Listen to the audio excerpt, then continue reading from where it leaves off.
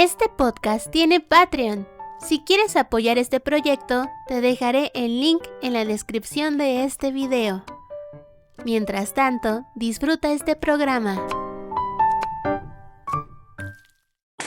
En par ved feia reder Drömmar folk av morgifär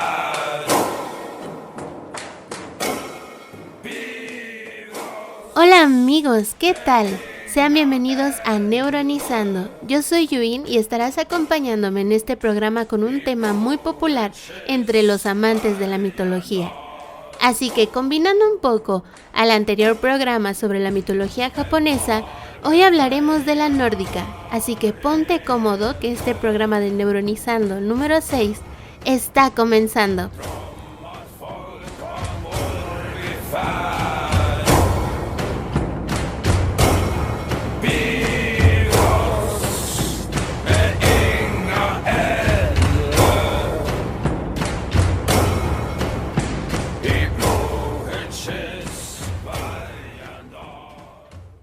Losers always whine about their best.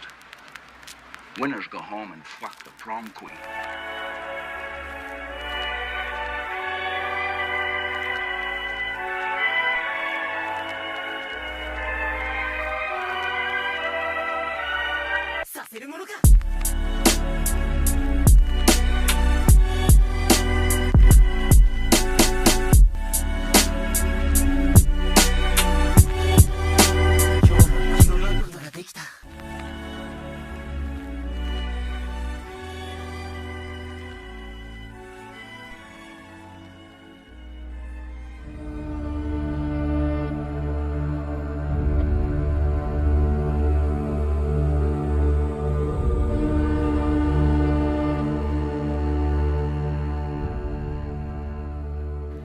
Antes de comenzar el programa, en mis redes sociales estuve preguntando ¿qué es lo que más te gusta de la mitología nórdica?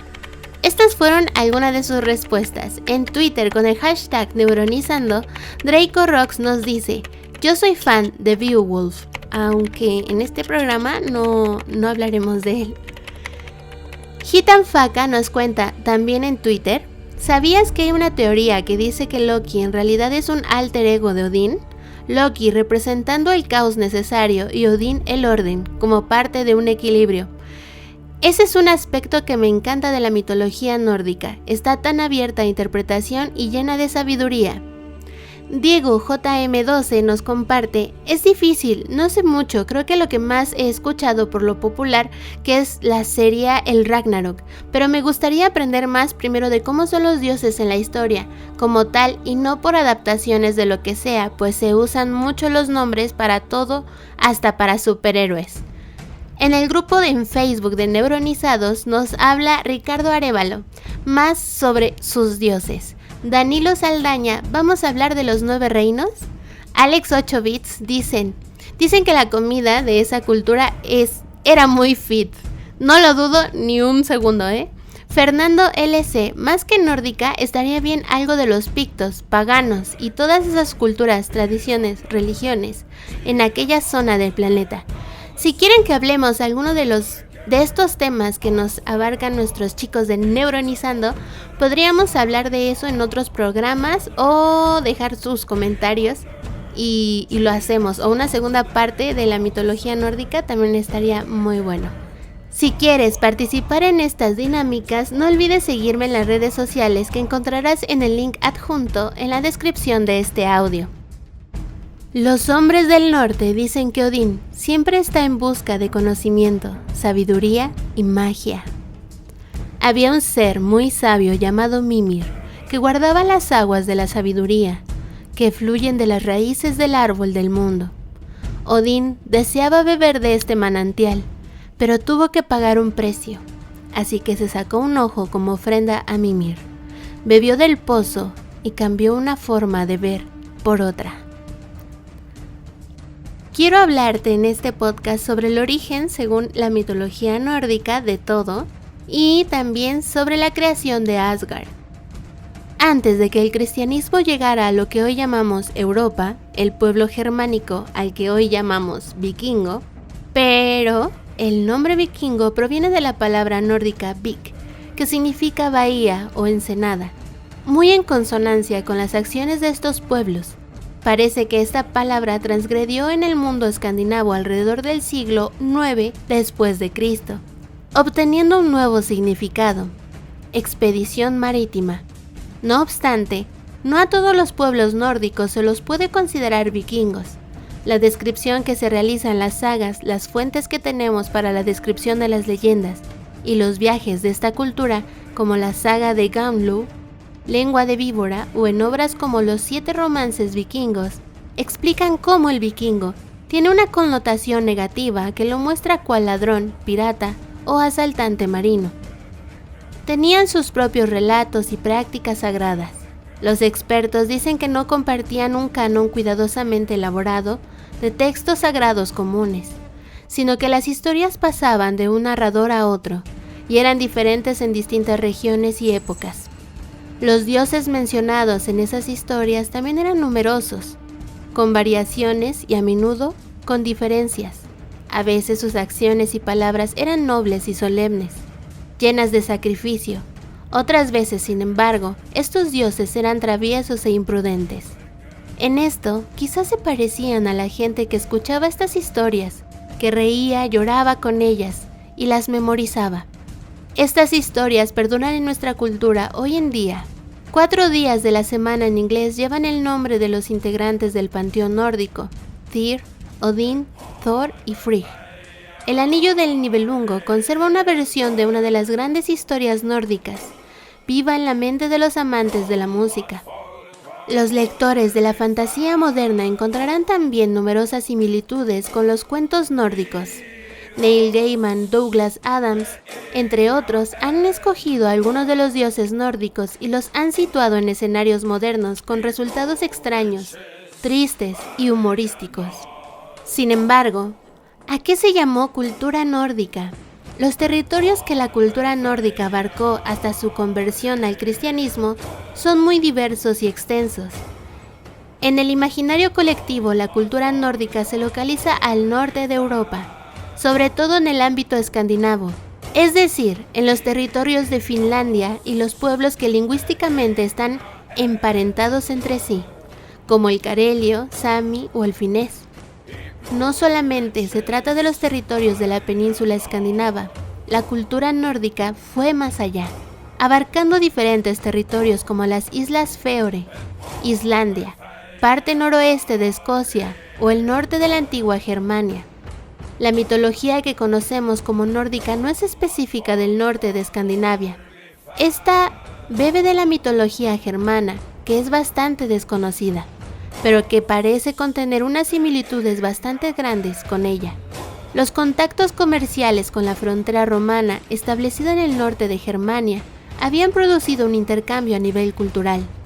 No obstante, el botín de los saqueos, el comercio o el salario por los servicios de mercenarios a las tribus fronterizas, muy habitual desde el Bajo Imperio Romano, habían favorecido que la sociedad germánica en el norte comenzara a observar cambios en su estructura social, que fue una dinámica cultural en el mundo nórdico.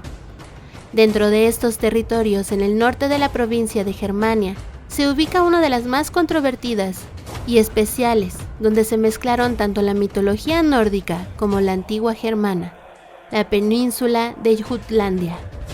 En este territorio convergen las influencias más norteñas de la actual Suecia y Noruega, junto con las propias de los pueblos germanos, sajones o neerlandeses. Por lo tanto, viendo las conexiones entre la mitología germana, hoy muy desconocida, y la mitología nórdica, podemos hablar de diferentes territorios y cronologías distintas. Hablaremos así del origen de todo, según la mitología nórdica.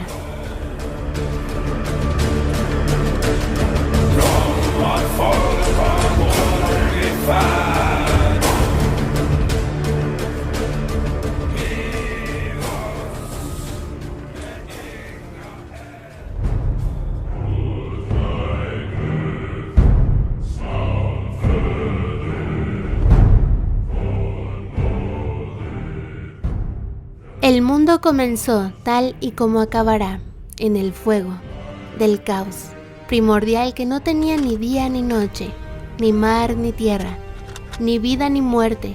Surgió una chispa, la llama, que se alimentaba de su propia hambre, enfureció, se extendió y se convirtió en el brillante y caliente mundo de Muspelheim, un horno viviente que vertía ríos de fuego y ráfagas de aire caliente en el vacío circundante. Una vez que se hizo el calor y la luz, sus opuestos también llegaron a existir. A través del universo, desde Muspelheim, otro mundo toma forma, Niflheim. Atrapado por el hielo, oscuro y terriblemente frío. Desde Niflheim, un amenazador y escalofriante viento entró en el vacío como un lento río de hielo triturado. El hielo y el fuego se encontraron en el vacío. Se produjeron terribles explosiones y el vacío se llenó con chispas voladoras y fragmentos de hielo roto, con fuentes de agua y chorros de vapor. Esa colisión dio a luz al gigante de hielo, Ymir. Era fuerte, frío y mortal como el aliento de Niflheim, pero tenía la chispa de fuego de la vida en él. Ymir sudaba mientras las chispas volaban a su alrededor, y de las gotas de sudor surgieron nuevos gigantes. Ymir y su descendencia no fueron los únicos nacidos del deshielo. La vaca Audumbla también tomó forma entre el fuego y el hielo, e Ymir y sus hijos bebieron su leche. Ella también tenía sed y les saciaba lamer el hielo. Algo nuevo comenzó a surgir de los movimientos de su lengua. Primero surgió lo que parecía el pelo de un hombre, luego una cabeza y después toda una figura que se liberó del hielo y miró a su alrededor. Se llamaba Buri y era el primero de los dioses. Buri era tan bello como fuerte y quería a otros de su misma especie. Creó a su propio hijo, Bor. Bor se enamoró de la gigante Bestla y con ella tuvo hijos, de los cuales el mayor fue Odín. Odín y sus hermanos lucharon contra Ymir. La guerra fue recordada mucho después de que se olvidaran las razones. Quizá el gigante no aprobaba que sus hijos se casaran con dioses en vez de entre ellos. Tal vez tanto Odín como Ymir querían reclamar el mundo entero para su propio pueblo. Sea como fuere, lucharon, y Odín y sus hermanos ganaron. Ymir cayó muerto en el vacío entre el mundo del fuego y el mundo del hielo. La sangre de Ymir provocó una gran inundación y ahogó a los otros gigantes de hielo, a todos menos al gigante Bergelmir y a su esposa. Mientras los otros luchaban, Bergelmir había construido un gran barco y cuando se produjo la inundación, él y su esposa se subieron a su barco y navegaron por la marea de sangre hasta un lugar seguro. Fuera del alcance de los jóvenes dioses, Odín y sus hermanos pasaron de luchar a construir. Tomaron el cuerpo de Ymir y lo transformaron en un mundo, un anillo plano situado a mitad de camino entre los mundos del hielo y el fuego, en un lugar de agua corriente y aire templado. La sangre helada de Ymir se convirtió en los lagos y mares del mundo, su carne y huesos en la tierra y las montañas. Su cráneo se erigió sobre el mundo, convirtiéndose en el arco del cielo. Los dioses tomaron el fuego de las chispas de Muspelheim y las lanzaron al aire bajo ese arco para dar luz al mundo. En los márgenes exteriores de ese mundo, junto al mar interminable que marcaba su límite, había un terreno baldío habitado por los hijos de Bergelmir y sus hijos, los gigantes que recordaban la muerte de Ymir y esperaban su oportunidad para vengarla. Pero en medio del mundo los dioses levantaron una muralla defensiva, construida a partir de las cejas de Ymir, para mantener a los gigantes a raya. Esta tierra defendida la llamaron Midgard, el mundo de los hombres. En este lugar, después del caos y la guerra, hubo descanso y orden, y el comienzo de otro tipo de vida. El sol calentaba la tierra, las plantas verdes brotaron y crecieron. Odín y sus hermanos tomaron 2 árboles, los moldearon a imagen de los dioses, dieron vida a su carne e inspiración a sus almas. Así fue el primer hombre y Embla, la primera mujer de ellos dos, nacieron todos los pueblos del mundo. Los dioses también tomaron los gusanos que roían la carne de Ymir. Les dieron una forma humana y les infundieron sabiduría. Estos se convirtieron en la raza de enanos que compartían el mundo con los humanos, pero no siempre felizmente.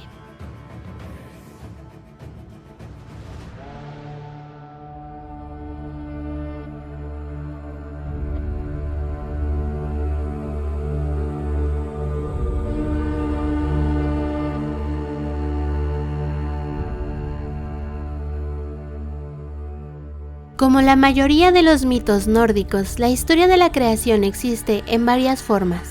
Está contada en fragmentos dispersos a través de varios de los textos antiguos llamados Edas poéticas, más notablemente en Völuspá y Havamal, y de un fragmento coherente escrito por el estadista y escritor del siglo XII, Snorri Sturluson, en Gylfaginning, la primera mitad de la Edad prosaica.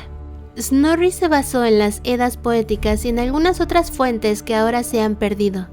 También hizo algunos intentos desconcertantes de armonizar los mitos nórdicos con el cristianismo y con la mitología griega, pero aunque los detalles de los hechos pueden variar, los mitos nórdicos coinciden en que el mundo nació en el caos y que desde el principio estuvo formado por una lucha entre los opuestos, calor y frío, hielo y fuego, gigantes y dioses. El mundo fue creado por los dioses a partir del cuerpo de su enemigo. El mismo Odín, el líder de los dioses contra los gigantes, fue el hijo de una giganta.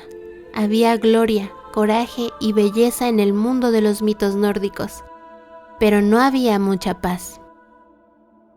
La construcción de Asgard fue más o menos así. Después de dar forma a Midgard para los mortales, los dioses crearon una espléndida ciudad para ellos mismos y la llamaron Asgard.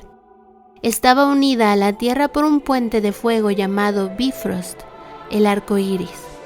Los dioses esperaban que los gigantes no pudieran cruzar este puente y atacarlos. Los humanos vivos tampoco podían pasar por ahí.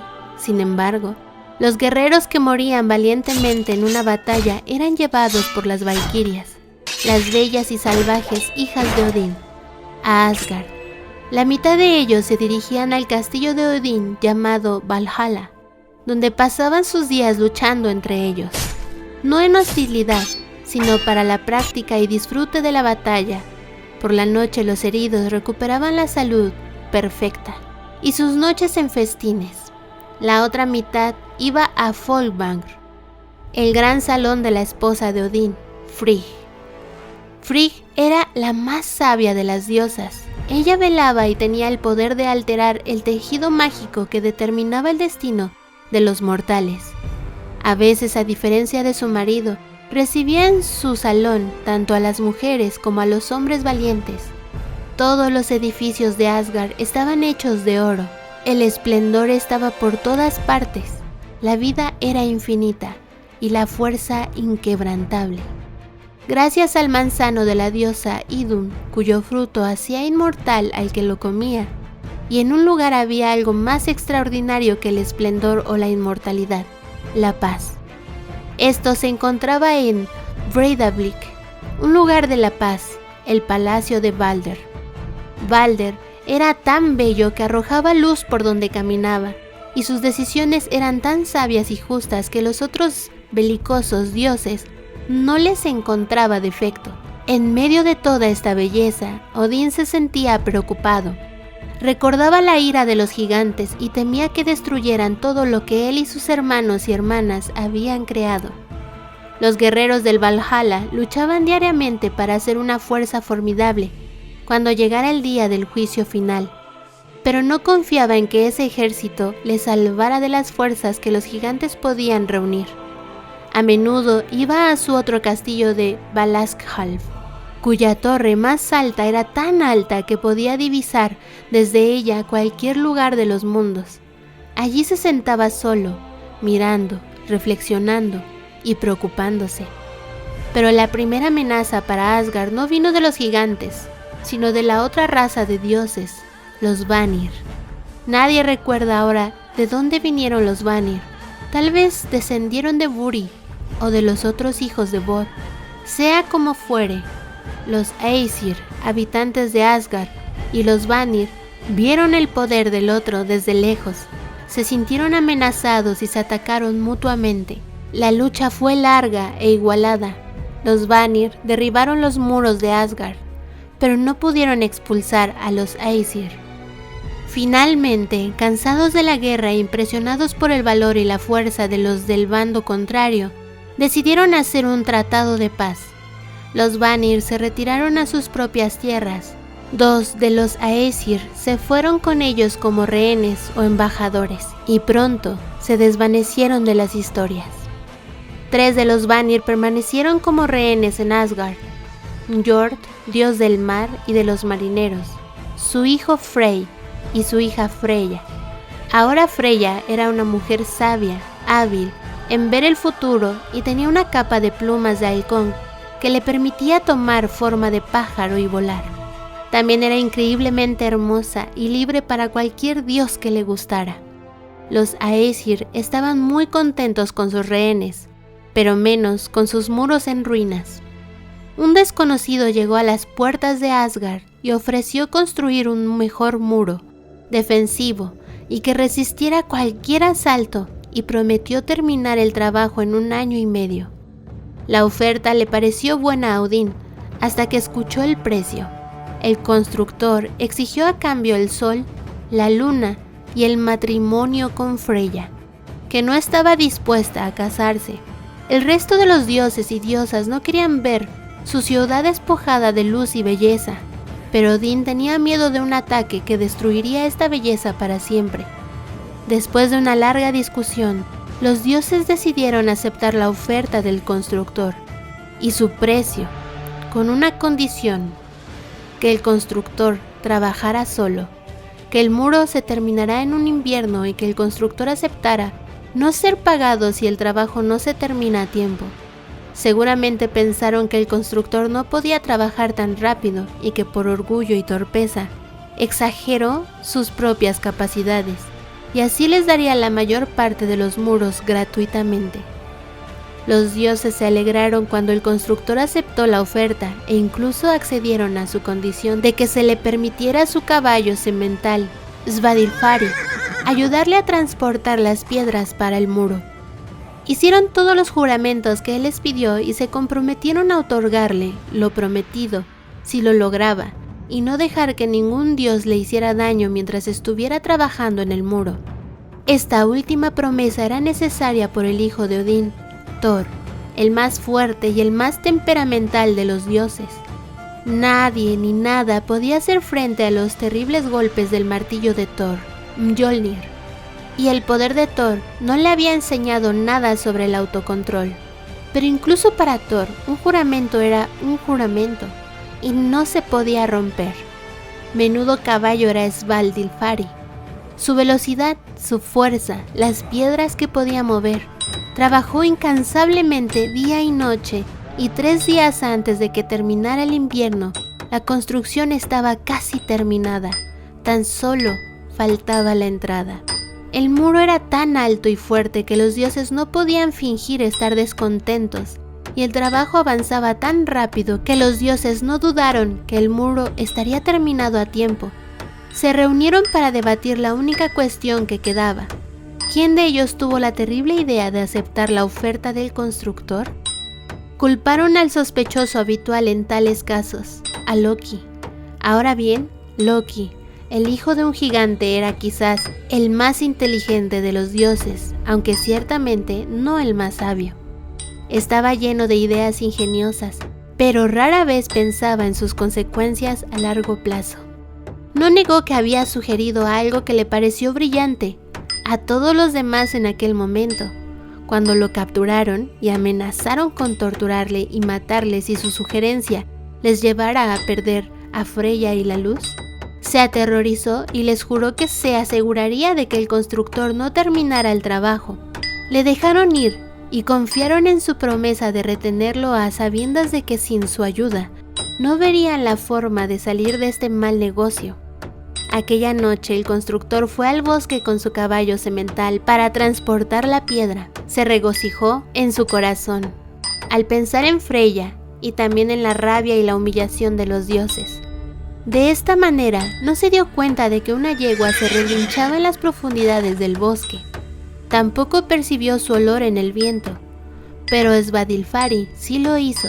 Relinchó, sacudió la cabeza, arrancó la brinda de las manos de su amo y salió galopando hacia la oscuridad para perseguir a la yegua que huía delante de él veloz y en silencio, como una sombra.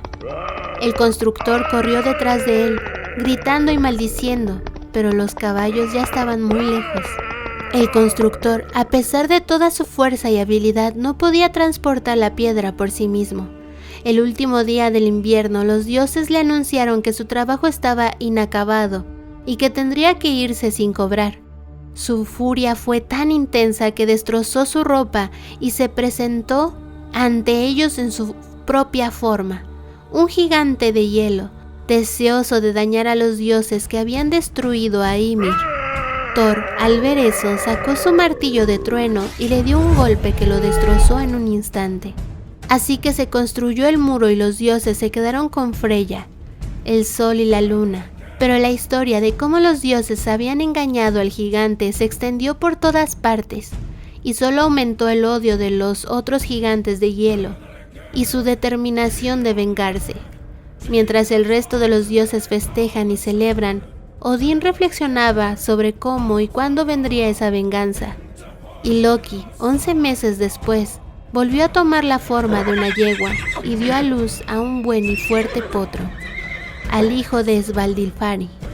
El potro era una verdadera maravilla, de 8 patas y extraordinariamente fuerte, y rápido Odín se lo quedó para montarlo durante sus viajes más largos. Esto ha sido la creación y la creación de Asgard. ¿Qué te ha parecido hasta el momento? Déjame decirte un dato resumido de la mitología nórdica y si quieres saber más de ellos, me dices. El mundo de los hombres lo llaman Midgard. Los dioses del cielo habitan en Asgard. Los dioses de la tierra, la cosecha, el viento y el mar habitan en Vanaheim. Los elfos buenos habitan en Alfheim. Los malvados habitan en Svartalfheim. Los gigantes de las montañas habitan en Jotunheim. Los gigantes de fuego habitan en Muspelheim. Niflheim es un mundo de hielo y obscuridad. Antes de terminar este programa, quiero agradecer a mis Patreons por hacer de este proyecto algo sustentable. Lalo Nirvana, DZ Clon, Josué Navarro, Darmash, Alberto Martínez, Sketchir, Mister, Alex 8 Bits, Hitan Faka. Muchísimas gracias por su apoyo. Espero que este programa haya sido de su agrado. Si quieres ser parte del público mirando la realización de este podcast y tener más beneficios, te dejaré el link de Linktree en la descripción de este audio, donde podrás encontrar todo el contenido extra que hago para ti. Sin más, muchísimas gracias por escuchar Neuronizando. Yo soy Yuin y tenemos una cita próximamente. Hasta luego.